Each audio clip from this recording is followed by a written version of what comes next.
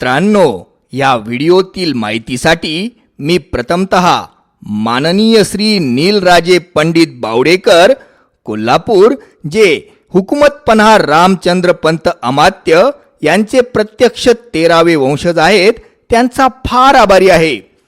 माननीय श्री नीलराजेंनी मला खास वेळ दिला आणि अत्यंत आपुलकीनं ही माहिती सांगितली. त्यासोबतच मी माझे प्रिय मित्र शिवप्रेमी गौरव जाधव तारदाळ कोल्हापूर यांचाही फार आभारी आहे. मित्रांनो, ज्यांना थोरले बाजीराव आपला आदर्श मानायचे, ज्यांनी स्वराज्याच्या सलग 5 छत्रपतींचे अमात्य म्हणून तब्बल 44 वर्ष स्वराज्याची एकनिष्ठेनं सेवा केली, ज्यांना मराठेशाहीचं चाणक्य म्हटलं जातं, तर त्यांनी लिहिलेला आज्ञापत्र या ग्रंथाला निर्विवादपणे मराठीतलं कौटिल्य अर्थशास्त्र असं म्हटलं जातं. अशा श्री हुकूमतपन्हा रामचंद्र पंत अमात्य निळकंठांची ही कहाणी आहे. तसं रामचंद्र पंत अमात्यांचं मूळ गाव म्हणजे कोळवण. सध्याच्या कल्याण भिवंडी जवळचं हे गाव होय. रामचंद्र पंतांचे पूर्वज पारंपरिकरित्या ह्याच कोळवण गावचे वतनदार कुलकर्णी होते. कोळवणचं हे कुलकर्णी घराणं भादाणेकर किंवा बहुतकर ह्या उपनावानेही ओळखलं जायचं. पण नंतर 18व्या शतकात जेव्हा कोल्हापूरच्या गादीकडून त्यांना गगन बावड्याची जहागीर मिळाली होती, नंतर त्यांचं आडनाव बावडेकर हेच वहिवाटीनं कायम झालं आहे. तसं वेरुळकर भोसलेंच्या घराण्याचे आणि या बहुतकर कुलकर्णी घराण्याचे गेल्या कित्येक पिढ्यांचे संबंध होते. रामचंद्र पंतांचे पणजोबा हे मालोजी राजे भोसलेंच्या सेवेत होते. रामचंद्र पंतांचे आजोबा हे शहाजी राजांच्या सेवेत होते, तर त्यांचे वडील शिवरायांच्या सेवेत रुजू होते. थोडक्यात काय, तर रामचंद्र पंतांचे सगळेच कुटुंबीय, सगळेच भाऊबंद भोसलेंच्या विविध कुटुंबियांच्या सेवेत गेल्या कित्येक पिढ्यांपासून होते. रामचंद्र पंतांचे वडील निळो सोनदेव हे शिवरायांच्या पदरी असताना 1662 साली मुजुमदार किंवा अमात्य पदावर रुजू झाले होते. रामचंद्र पंतांचे चुलते आबाजी सोनदेव पंत हे फार प्रसिद्ध आणि नामांकित असे शिवरायांच्या सेवेतले वकील होते.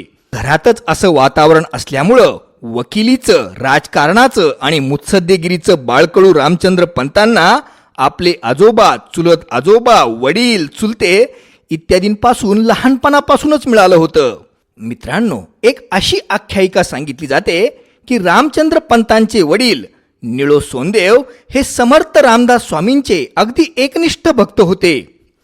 आणि योगायोगानंच ज्यावेळी रामचंद्र पंतांचा जन्म कोळवण इथं झाला होता, त्यावेळी प्रत्यक्ष समर्थ रामदास स्वामी कोळवणलाच हजर होते. आणि असंही सांगितलं जातं की रामचंद्र पंतांचं रामचंद्र हे नाव स्वतः समर्थ रामदास स्वामींनीच ठेवलं होतं. रामचंद्र पंत अमात्यांचा जन्म साधारणतः 1650 साली झालेला होता. लहानपणापासूनच रामचंद्र पंत अमात्य प्रचंड बुद्धिमान आणि हजरजबाबी होते. केवळ बुद्धिमत्ताच तल्लक नव्हती, तर हातानं शस्त्र चालवण्यातही ते कुशल होते. तलवारबाजीतही ते भयंकर हुशार होते. रामचंद्र पंतांच्या मोठ्या बंधूंचं नाव नारायण पंत निळकंठ असं होतं. नारायण पंत आणि रामचंद्र पंत हे दोघं बंधूही केवळ 14-15 वर्षांचे झाल्यानंतरच लगेचच शिवरायांच्या हाताखाली स्वराज्याच्या सेवेत रुजू झाले होते. तसं रामचंद्र पंतांचे थोरले बंधू असणाऱ्या नारायण पंतांना छत्रपती शिवाजी महाराजांनी मुजुमदारपदी बढती दिली होती. पण नारायण पंतांचा संन्यासाकडे जास्त ओढा होता. नंतर त्यांनी संन्यास दीक्षाच घेतली होती आणि राजकारणातून ते निवृत्त झाले होते. राजकारण, वकिली आणि युद्धशास्त्र रामचंद्र पंतांनी अत्यंत कमी वयातच आत्मसात केलं होतं. ज्यावेळी रामचंद्र पंतांच्या वडिलांचं म्हणजे निळो सोनदेवांचं निधन झालं होतं, त्यावेळी त्यांचं वय केवळ 22 वर्षांचंच होतं.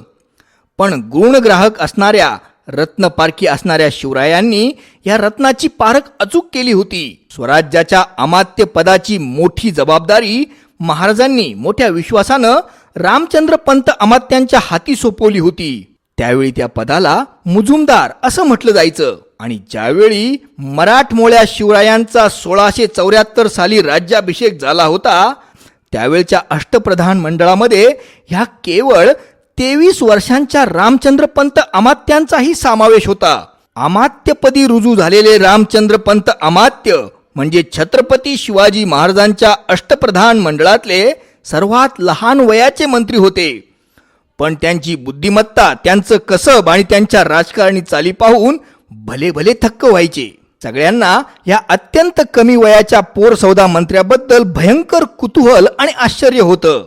महाराजांनी रामचंद्र पंतांची केलेली अमात्य पदावरची निवड त्यांनी सार्थ ठरवली. वकिली, मिठास बोलणं, राजकारण आणि हिशोबीपणा ह्या सगळ्या गुणांचा उत्तम मिलाप त्यांच्या ठायी होता. आपल्या शेवटच्या दिवसांमध्ये छत्रपती शिवाजी महाराजांनी ज्या 6 माणसांवर स्वराज्याची जबाबदारी सोपवली होती त्यात रामचंद्रपंत अमात्यांचाही समावेश होता. छत्रपती शिवाजी महाराजांनंतर छत्रपती संभाजी महाराजांनीही आपला अमात्य म्हणून रामचंद्रपंतांनाच निवडलं. महाराष्ट्रात आलेल्या मुघल शहजादा अकबराशी वाटाघाटी असो किंवा विजापूरच्या आदिलशहाशी असणारी बोलणी असो, सगळ्यांसाठी रामचंद्रपंत अमात्यांनाच निवडलं जायचं. राजकारणाच्या प्रचंड गुंतागुंतीच्या आणि किचकट वाटणाऱ्या समस्यांची उकल रामचंद्रपंत अमात्य चुटकीनिशी करायचे.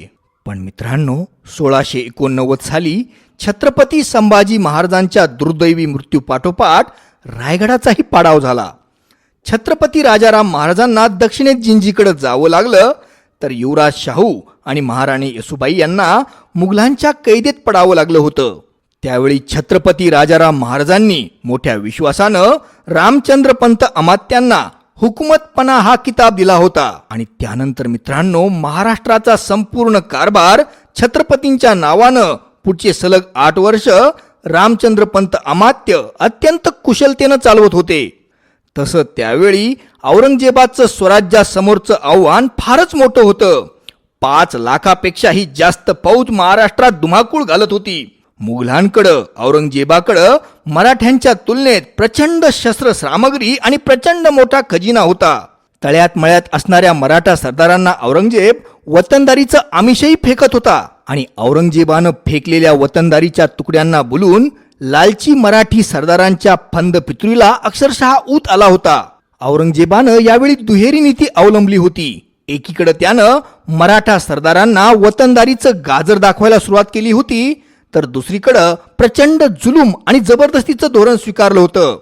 आणि औरंगजेबाच्या या दुहेरी कात्रीमध्ये सापडून छत्रपती शिवाजी महाराजांच्या स्वराज्याचं आता अस्तित्वच धोक्यात आलं होतं. औरंगजेबाच्या या दुहेरी कात्रीला काटशह देणं गरजेचं होतं. आणि यावेळी रामचंद्रपंत अमात्यांनी आपल्या सुपीक डोक्यातून अत्यंत नव्या प्रकारच्या मराठी वतनदारीचं भूतो न भविष्यती असं धोरण अस्तित्वात आणलं.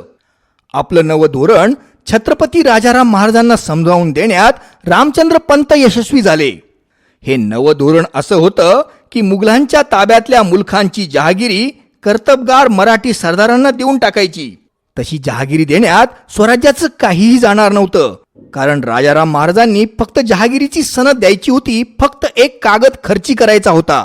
ज्या कुठल्या कर्तबगार मराठी सरदाराला ती सनद मिळेल त्यानं स्वतःचं सैन्य, शस्त्र, दारुगोळा सगळं स्वतःच बघायचं होतं. आणि स्वतःच्याच कर्तबगारीनं मुघलांच्या मुलखावर हल्ला करून त्या मुलखाला ताब्यात घ्यायचं होतं. आणि केवळ ह्या मंजुरीच्या सनदेबद्दल त्यानं स्वराज्यात एक ठराविक रक्कम भरायची होती. आणि एक ठराविक महसुलातला हिस्सा नियमितपणे स्वराज्याला दरवर्षी द्यायचा होता. मित्रांनो, छत्रपती राजाराम महाराजांचं आणि रामचंद्रपंत अमात्यांचं हे धोरण कसं होतं हे ऐकून तुम्हाला हसूच येईल.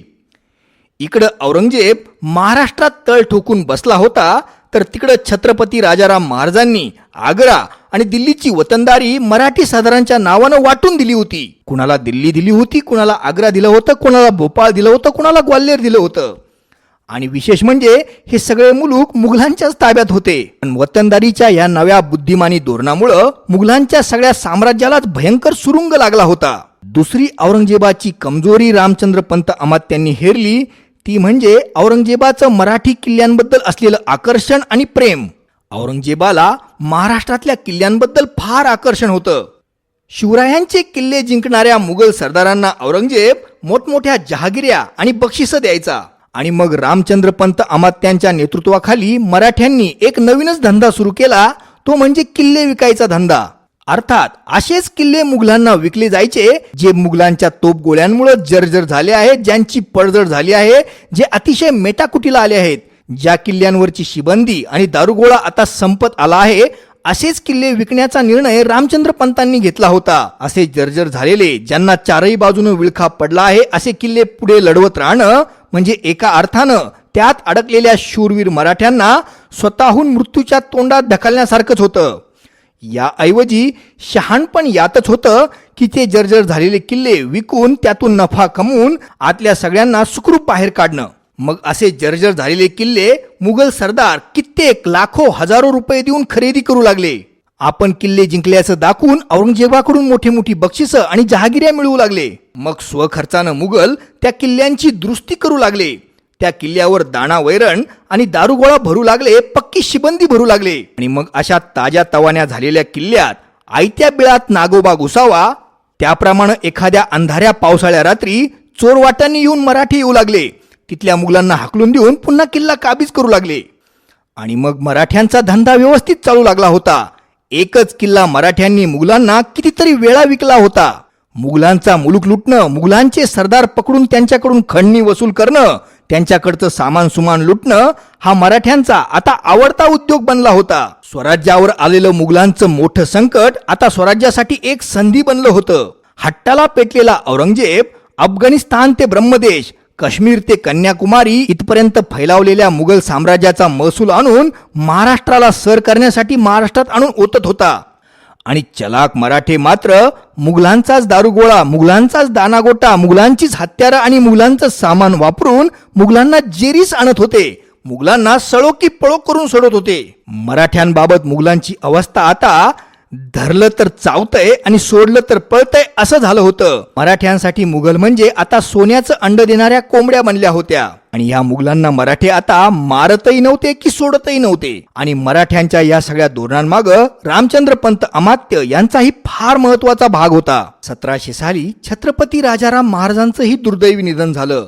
आणि त्यानंतर त्यांचे पुत्र शिवाजीराजे दुसरे हे गादीवर बसले, तर ताराराणींनी स्वतःच्या हातात राज्यकारभार घेतला होता. त्यावेळीही स्वराज्याची मुख्य धुरा ही रामचंद्र पंत अमात्य यांच्याकडेच राहिली. रामचंद्र पंत अमात्य केवळ लेखणी आणि फळावरचे डावच खेळत नव्हते, तर ते तलवारही चालवत होते. अनेक लष्करी मोहिमांचं स्वतः पुढे राहून ते नेतृत्वही करत होते. छत्रपती शिवरायांचे बहुतेक सगळेच मंत्री असेच होते. गरज भासेल तेव्हा लेखणी हातात घ्यायचे आणि लढाईची वेळ आली की लेखणी फेकून तलवार हातात घ्यायचे. मुघलांच्या फारसी दप्तरातली एक नोंद आहे. 1693 साली पन्हाळ्याच्या रक्षणाकरता मुघल शहजादा शाह आलमच्या फौजेविरुद्ध स्वतः हुकुमतपणा रामचंद्र पंत अमात्य मैदानात उतरले होते. फारसी दप्तरातलीच 1699 सालची दुसरी नोंद आहे. त्या नोंदीनुसार संपूर्ण कोकण किनारपट्टीच्या फौजेची धुरा स्वतः रामचंद्र पंत अमात्यच स्वीकारत होते. त्या नोंदीनुसार रामचंद्र पंत अमात्यांच्या नेतृत्वाखाली एकूण 90,000पेक्षाही जास्त फौज होती. आणि विशेष उल्लेखनीय गोष्ट अशी मित्रांनो की या मराठा फौजेकडं युरोपियन धर्तीच्या अत्यंत आधुनिक बंदुकाही होत्या. तर 12 फेब्रुवारी 1701 ची एका पोर्तुगीज किल्लेदारानं लिहून ठेवलेली नोंद अशी आहे की स्वतः हुकुमतपणा रामचंद्र पंत अमात्य 20,000ची उमदी फौज घेऊन दंडा राजापुरीच्या सिद्धी याकुत खानावर हल्ला करायला गेलेत. स्वतः ताराराणी साहेब रामचंद्र पंतांना खूप मान सन्मान द्यायच्या. महाराणी ताराबाई साहेबांनी फक्त एकदाच रामचंद्र पंत अमात्यांचा सल्ला नाकारून त्यांचा अपमान केला होता. आणि ती म्हणजे ताराबाई साहेबांच्या आयुष्यातली सर्वात मोठी चूक ठरली होती. झालं असं होतं की 1707 साली औरंगजेबाचा मृत्यू झाला होता. त्यानंतर मुघलांमध्ये अंतर्गत सत्ता संघर्ष गादीसाठी पेटला होता. अशा वेळी बंदित असलेल्या शाहूराजेंना सोडून मराठ्यांमध्ये अंतर्गत फूट पाडण्याचा मुघलांचा डाव होता. आणि त्यानुसार त्यांनी शाहूराजेंना सोडून दिलं होतं. अशा वेळी ताराबाई साहेबांनी शाहूराजेंशी जुळवून घ्यावं, त्यांच्याशी संघर्ष करू नये, समझोता करावा असा पोक्त आणि समजूतदार सल्ला रामचंद्र पंत अमात्यांनी दिला होता. पण मित्रांनो, त्यावेळी पुत्रमोहामुळं ताराबाई साहेबांनी रामचंद्र पंत अमात्यांवर रोष व्यक्त केला होता.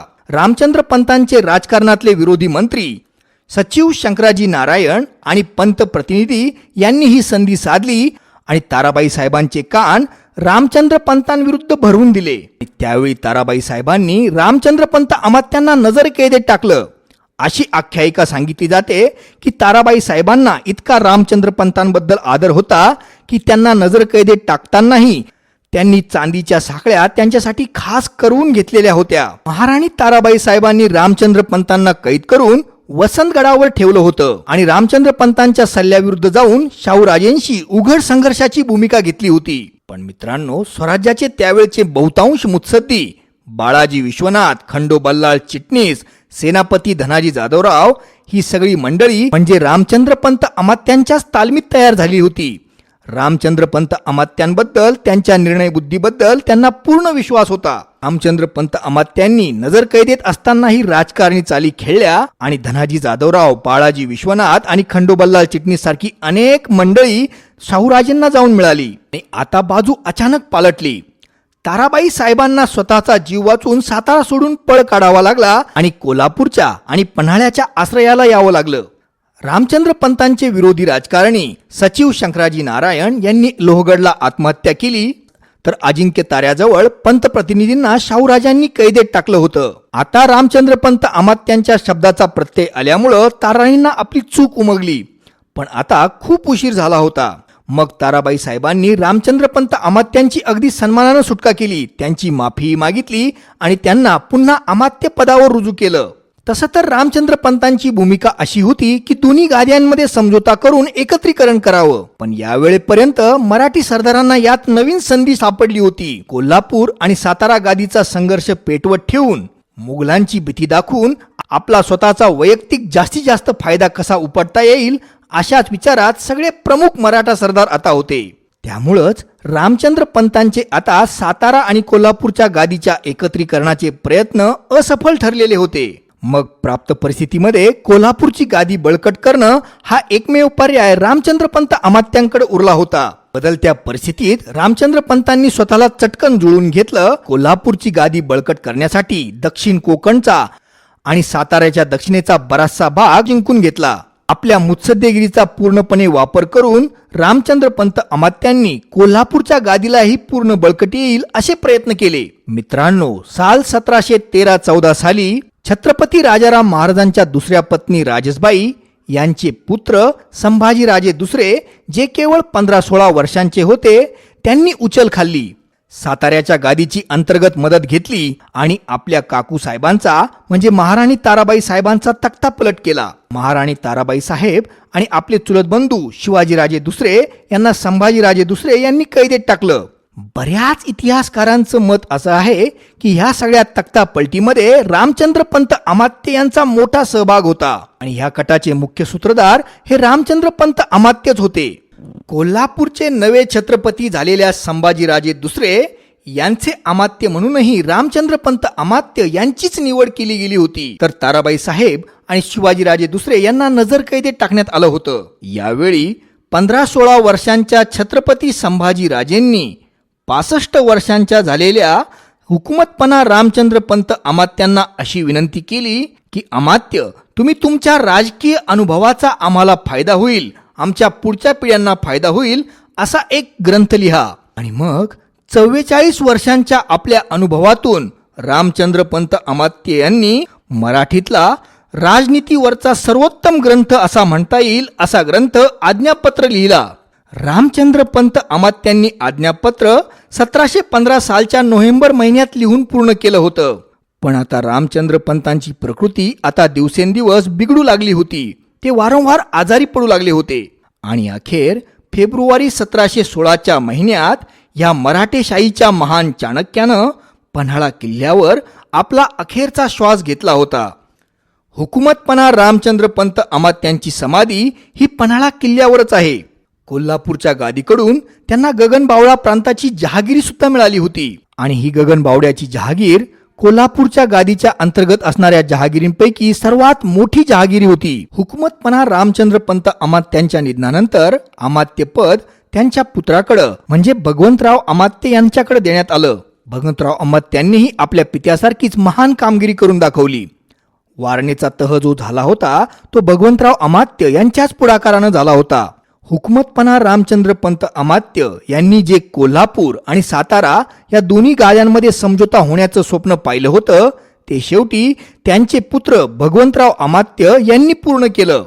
ताराबाई साहेबांचे नातू म्हणजे शिवाजीराजे दुसरे यांचे पुत्र छत्रपती राजाराम साहेब दुसरे यांना सातारच्या गादीसाठी दत्तक म्हणून घेण्यासाठी भगवंतराव अमात्य यांची ही प्रमुख भूमिका होती. छत्रपती राजाराम साहेब दुसरे यांचा सांभाळ भगवंतराव पंत अमात्य यांनीच केला होता. मित्रांनो, कोल्हापूर संस्थाना अंतर्गत येणाऱ्या गगनबावडा जहागिरीचा सांभाळ करणाऱ्या हुकमतपणा रामचंद्र पंत अमात्य यांच्या वंशजांनी खूप सारी लोक कल्याणाची कामं केली आणि लोकांच्या हृदयावर राज्य केलं. आजही माननीय श्री नीलराजे पंडित बावडेकर अनेक लोक कल्याणकारी आणि सामाजिक कार्यांमध्ये अगदी हिरिरीनं पुढाकार घेतात. आपल्या महान पूर्वजांचा लोक कल्याणकारी वारसा नीलराजे आजही पुढे चालवत आहेत. मित्रांनो, अशाच सुंदर सुंदर कहाण्या आणि किस्से ऐकण्यासाठी आपण माझ्या YouTube चॅनलला भेट द्या. आपल्या प्रोत्साहनाची मला गरज आहे. मला प्रोत्साहन देण्यासाठी आपण माझ्या YouTube चॅनलला सबस्क्राईब करा. माझ्या व्हिडिओला लाईक करा, कॉमेंट करा आणि शेअर सुद्धा करा. आपले खूप खूप धन्यवाद.